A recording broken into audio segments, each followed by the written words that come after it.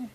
What this enables you to do is you can transfer some of the weight from your main frame where your hopper and your fertilizer is, which is typically your heaviest part of the planter. You can transfer it out to your wings. So basically this will charge up with the waste oil from your commodity cart in the center, waste oil from that fan. It feeds a valve in the back of the planter, which enables this here to constantly put pressure on it. You can adjust that flow, how much pressure you want out. And basically, it still has the flexibility to flex at 8 rows at a time. It has 8 rows sections, so it can flex here. Huge center hinging point where I don't think you ever have any issue with that ever breaking, because it's so massive.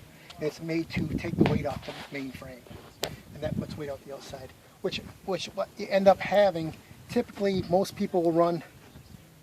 manufacturers will run a truck tire with a little bit of grip on it, and that's what they use to carry their planter, because it's so extremely heavy during transport. They have no other choice.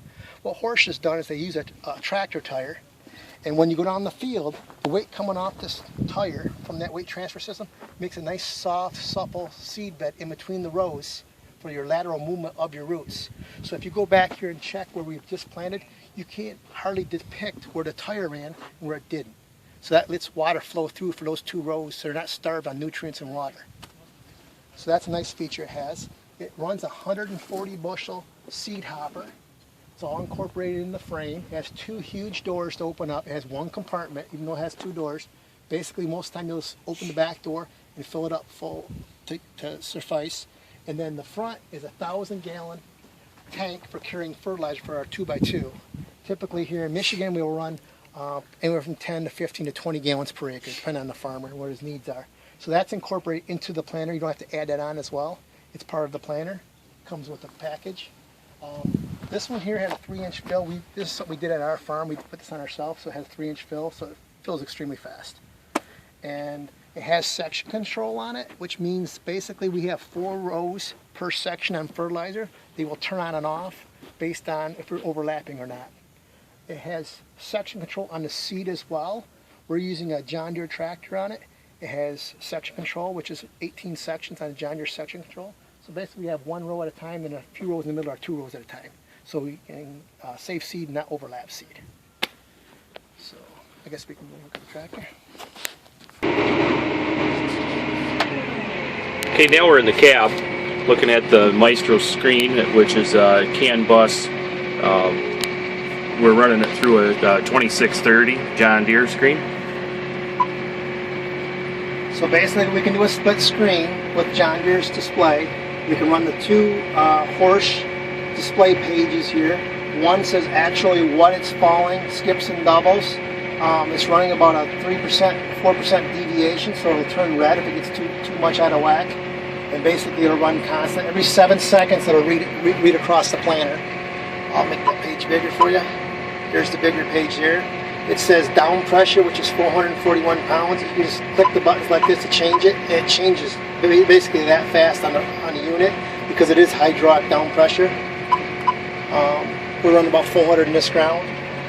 We're at 32,000 grains per acre. That number can be changed. I can flip to a page here, and I can just go like this. I can change it. It's all in John Deere format, so it makes it really easy to use. We can change our gallons per acre. I have it turned off now. We don't have any fertilizer in it. But I have it turned off. You can change that the same way if you want to do that. I got it at 0. Basically, we can go to a test mode on it. You want to test each row. You can pick a row you want to test. You go ahead and pick it. I have to rev up a little bit so I got things going right. And we're going to go. That's a 9.3 mile an hour simulation. This is doubles, this is skips. It takes a minute for it to even out. But when it evens out, it usually close to 0. It's what you want. We're not moving at all. So that's what you can achieve. I'll shut that off. But anyways, you can pick any row you want like that and go down and test it at 9.3 miles an hour. And you can also check the amperage and what you want for amperage for each row. You can do that. So it's a really easy planter to maintain and see what's going on with it.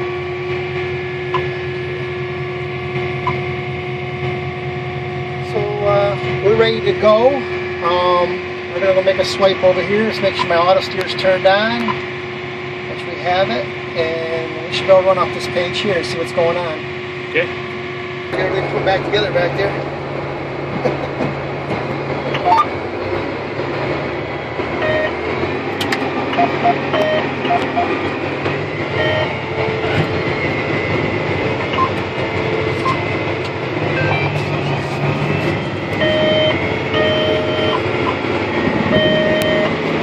Miles an hour.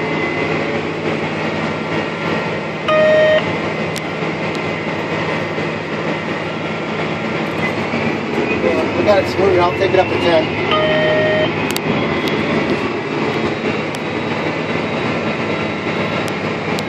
10 miles an hour. 11 miles an hour.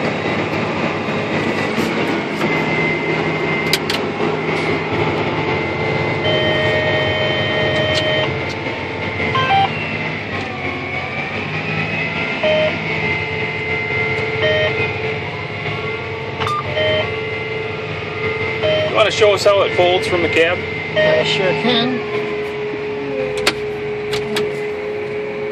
I have to put a block in the wings. Okay. All right.